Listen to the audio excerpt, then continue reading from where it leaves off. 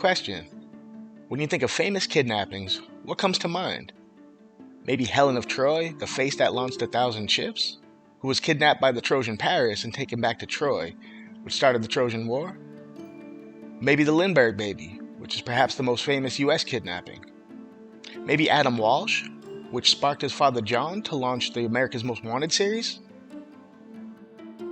And those are all interesting stories, maybe for another video series, but today I want to discuss what may be a less famous kidnapping, but one that still leaves us with so many questions.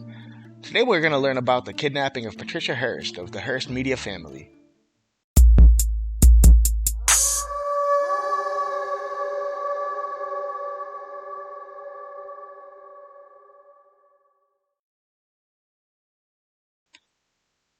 What's up everybody, welcome back to my channel. You got your boy Smash here. This is my third video in a series entitled History, Strangest Events. This is where we're going to look at some of the weirdest, strangest, and most bizarre events in human history.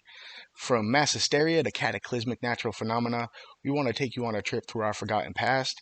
So if you like what you see, don't forget to follow and smash that like button. And of course hit that little bell icon so you know when my next video drops. Patty Hearst was the granddaughter of William Randolph Hearst, a media tycoon who created one of the largest media empires in the world. She was born February 20th, 1954 in San Francisco, California. She was the middle daughter in a family of 5 girls. In 1974, at age 19, Hearst, a sophomore at Berkeley majoring in art history, was abducted from her Berkeley apartment that she shared with her fiancé. The kidnapping was orchestrated by a militant left-wing group known as the SLA, or the Symbionese Liberation Army. So who are the SLA? And what did they want with Patricia Hearst? The United Federate Forces of the Symbionese Liberation Army. Try saying that 5 times fast. Focus. One of these days. The United Federal Forces of the Symbionese Liberation Army, the group's full name, was a US-based guerrilla group that reached its heights during the mid-70s. They were a vanguard movement, attempting to pit the working-class proletariat against the ruling class. The SLA is considered the first left-wing American terrorist organization. The group was led by escaped convict Donald DeFreeze, who called himself General Field Marshal Sink. DeFreeze was the leader, but it's widely believed that both Patricia Solistic and Nancy Ling Perry shared a role in the leadership structure. The name Symbionese derived from the word symbiosis. Symbiosis is defined as interaction between 2 different organisms living in close physical association, typically to the advantage of both. They wanted their movement to encompass and unite all left-wing struggle, from anti-racism to feminism and anti-capitalism. Their idea was to have all races, ages, and genders fight together in a united left-wing front. At their peak, this group was responsible for armed bank robberies, attempted bombings, and at least 2 murders, one of which was the assassination of Marcus Foster, the first black superintendent of the Oakland Public Schools, whom the group flouted as a fascist. This assassination outraged the black community and alienated many groups on the left, causing the group to fall out of favor. One of the boldest moves the group perpetrated was the kidnapping of the heiress to one of the wealthiest media magnates in the world. On February 4th, 1974, the group extracted the young Hearst from her apartment. Hearst's fiancé, Stephen Weed, was tied up and beaten as 3 men blindfolded Patricia and took her. And this story only gets weirder from here. 4 days later, on February 8th, the SLA demanded ransom from the wealthy Hearst family. They announced Patricia was being held as a POW and demanded the family pay $70 in food products for every needy person in California. Wow, so they were trying to make wealthy people fix the poverty they create. Doesn't sound too terrible. We should do this to Jeff Bezos and Elon Musk, but their cold hearts don't care about anything but money. I mean, what do we take away? Their penis rockets or their yacht in a yacht? Nothing from the disembodied voice on this one? I'm actually with you on this one. Okay. So the altruistic ransom demand was for the Hearst family to feed needy Californians. The Hearst family initially donated $2 million, which the SLA said was inadequate. They were demanding $6 million more. The Hearst family complied with the agreement that Patricia would be released safely. But when Patricia never made it home, her family feared the worst.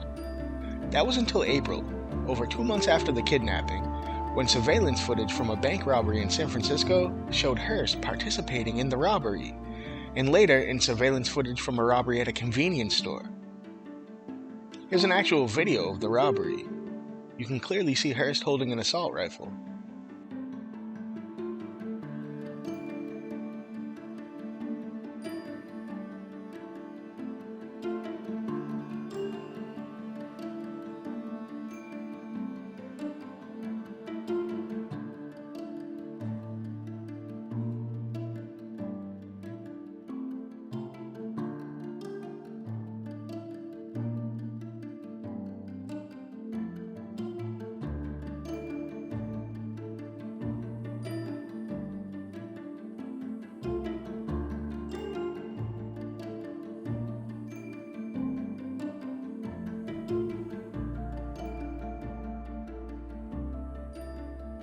Shortly after, the family received a video from Patricia, claiming she joined the group of her own volition and that her name was now Tanya. But this only led to more questions than it did answers. Did she fall victim to Stockholm Syndrome, empathizing with her captors and being brainwashed into joining their group? Or had she been a part of it all along? Had she even gone so far as to stage her own kidnapping? I mean, if so, this was absolutely genius. But according to Hearst herself, that wasn't the case. On May 17, 1974, police raided the SLA headquarters in Los Angeles, killing 6 members, including the leader DeFries. Tanya, who was not present at the time of the raid, eluded police along with 2 other members. She traveled across the country and back for over a year before being arrested in September of 1975. Hearst claimed that she had been brainwashed into joining the SLA. She stated that none of her actions were of her own free will. Now, was this the truth? Or was it another genius attempt at trying to be the victim when she was responsible for it all? Well, she went to trial, and the jury didn't buy her brainwashing defense, so they sentenced Hearst to 7 years in prison. Her sentence was commuted by President Jimmy Carter after serving just 21 months, and then she was fully pardoned by President Clinton in January 2001, just before he left office. Since returning to her normal life, Patty always denied that she willingly joined the group in any of the terrorist activities. It was a question she was asked frequently, and her answers never wavered. In the years since the kidnapping, Patty is married, had a couple of kids, and eventually became the VP of Corporate Security for the Hearst Corporation. So what do you think? Was Patty Hearst involved in her own kidnapping to get back at her wealthy parents, to force them to pay their fair share? Was she part of it all? If she was, do we blame her? Or was Patty Hearst a victim in all this? An innocent pawn brainwashed into fighting the system that created her?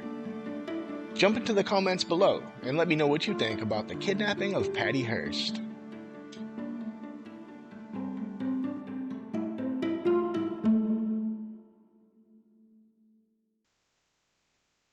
Thanks for watching, everyone. I hope y'all enjoyed.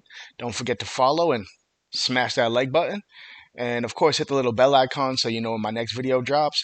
Next time, we're going to talk about a deadly case of disco fever. So until next time, get smashed, everyone.